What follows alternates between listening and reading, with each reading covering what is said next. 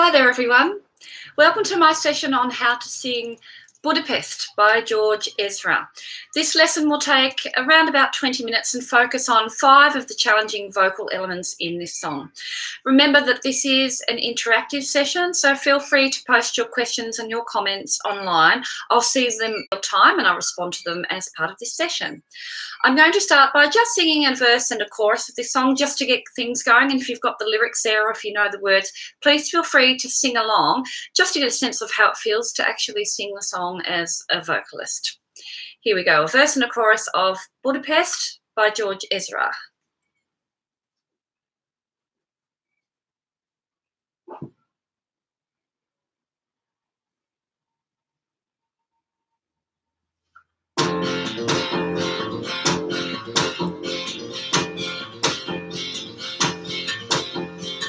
My house in Budapest, my hidden treasure chest, golden grand piano, my beautiful full Castillo. Ooh, ooh, I laid it up. My acres of a land that are cheap. It may be hard for you to stop and ooh, I laid it up. Give me one good reason why I should never make a change. Baby, if you hold me, then all of this can go away. Leave it there. It's a beautiful song. It was his debut single. So our first vocal challenge is to really understand and know what you're singing about. Sometimes as vocalists, we'll sing the words and we'll sing the song and we don't really have a sense of what the song is about.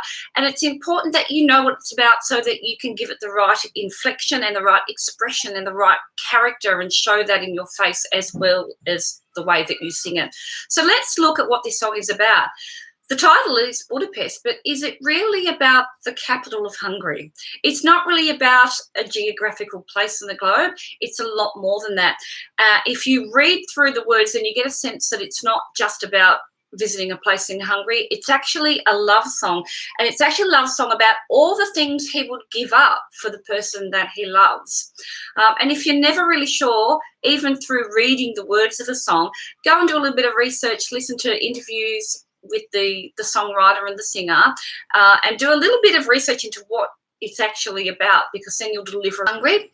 But the actual journey that he's taking through life and thinking about all the things he would give up for the person that he loves. He actually wrote this song when he was backpacking overseas and he'd missed his connecting train to Budapest, so he had a little time to think about things and think about what's important in his life, and he also had time to write this lovely song.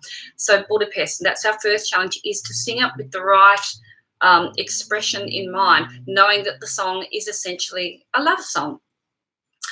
Our second vocal challenge is the key of the song as a vocalist. If you're a girl in particular, the song is actually in a low key. So the song is actually in the key of F major. And for a girl to sing this song, and a lot of my students out there are girls, getting down to a low F, because it goes down to a low F, lots of times in this song is very vocally challenging. So you're singing it in a low part of your register, and you don't want to take it up too much from that if you can help it, because it really suits the mellow, relaxed vibe of this song. He's missed his train, he's thinking about all the cool things in his life and the one that he loves. It's got that beautiful guitar part, that beautiful strummed and picked guitar part that goes through the song. So you want to keep that lovely, relaxed vibe going. So you don't want to take it too high into your register where it will lose that relaxed feel. But can you get down to the lowest note of the song, which is a low F? So if you can get down to a low F, da da da da da da da, there's your low F. If you definitely can't get that low F, then you really need to sing it up from there. So think about changing key to F sharp or G. Your guitarist will probably like you if you do it in the key of G rather than F sharp, but certainly F is the original key. If you can get down to a low F and you can do it capably and confidently, do it in F. Now, to sing down there in that very low part of your register, you need to open your mouth a lot. Otherwise, you'll lose the impact and the tonal quality of the words. So first of all, one of the rules for singing down there, open up your mouth. Da, da, da, da, da, da rather than da. You'll lose it if you don't open up. So open your mouth up when you're singing right down there in the low part of your register. Really try and pronounce your words too. Not only will that give you clarity in terms of diction, but it'll also encourage you to open up your mouth a little bit more.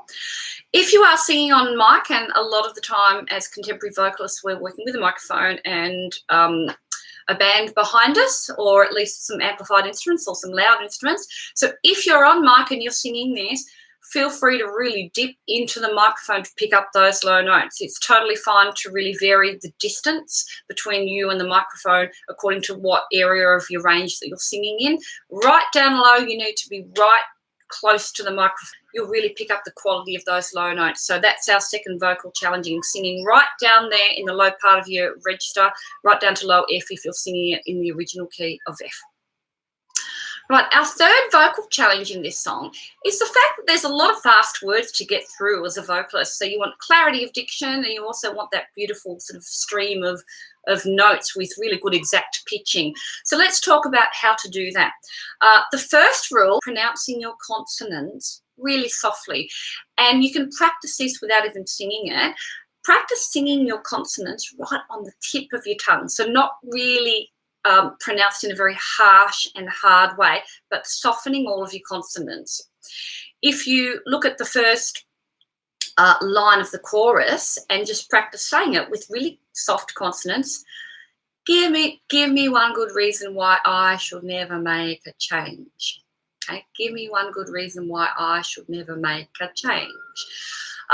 If you're keeping those lovely and light tip of the tongue consonants, then you'll get through those with nice clarity, but not really sort of holding your words up and not slowing down. And you'll let lots of beautiful vowel sounds out, which is where your good tone comes out. Compare that to give me one good reason why I should never make a change.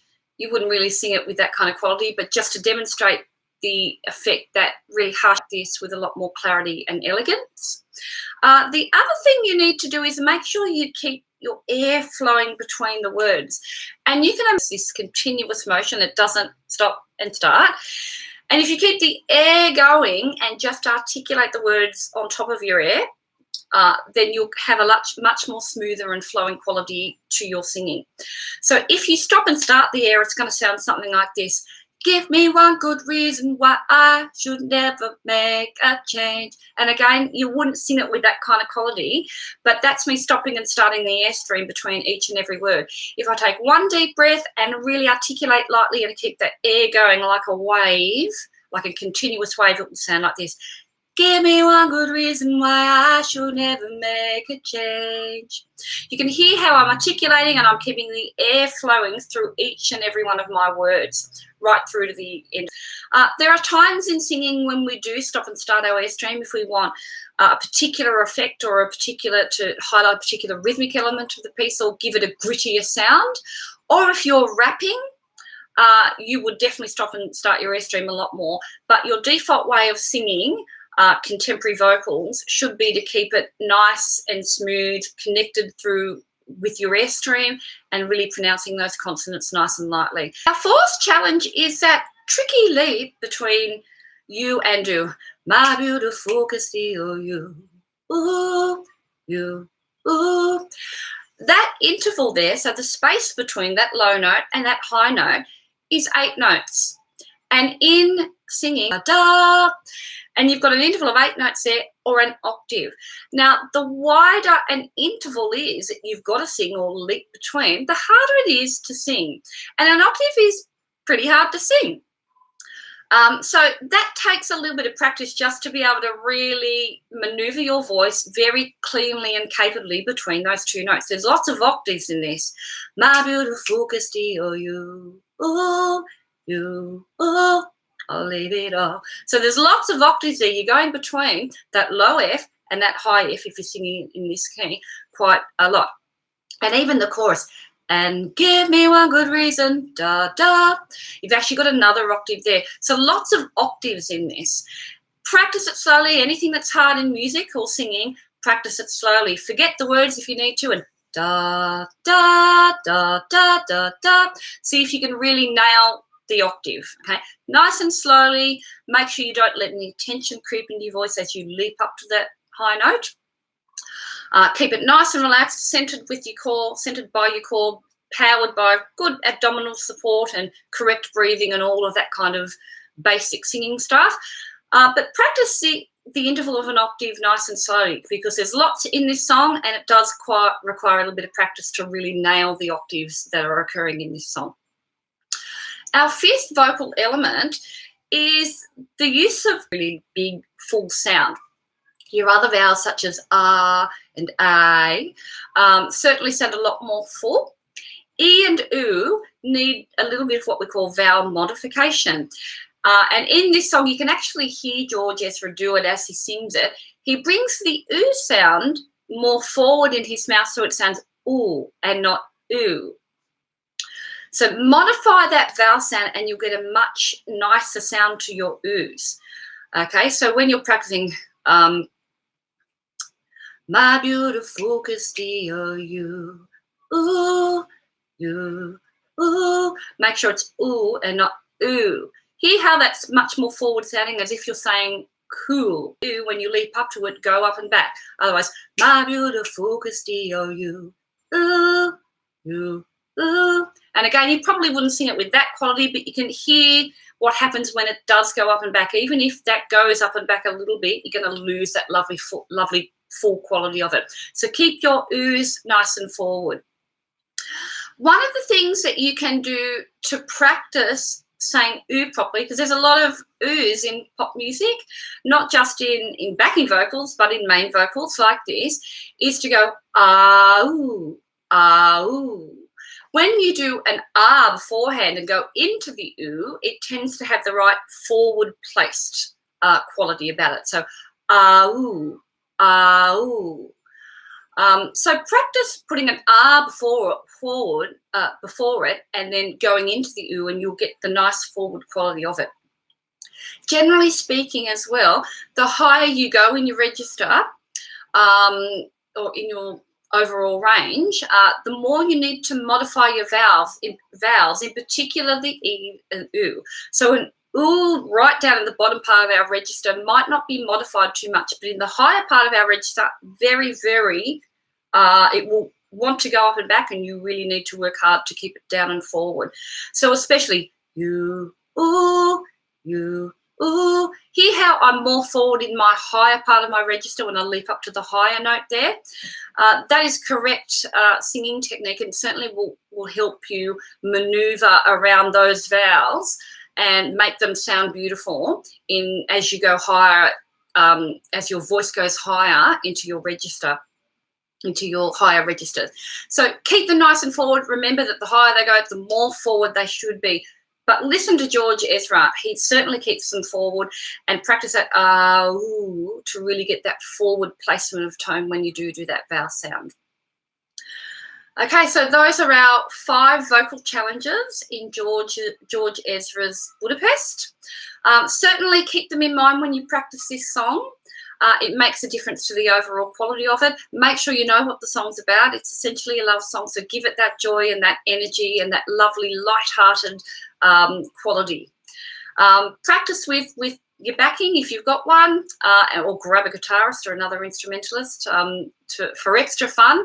It's a beautiful song, a very popular song, and certainly goes into most repertoires and set lists very easily. Keep them in mind, those vocal challenges. If you can't remember if you can't get down to low F, if you really can't, then certainly take it up a little bit to F sharp or G. Not too high, because you want to keep that lovely, mellow, relaxed vibe of the song.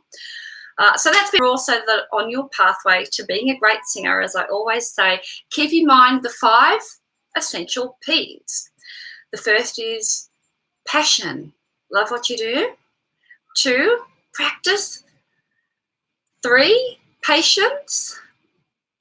4, persistence. So keep on keeping at it. And 5, patting yourself on the back. When you make some progress, when you do a good job, when you feel like you're really grasping the essential elements of being a great singer,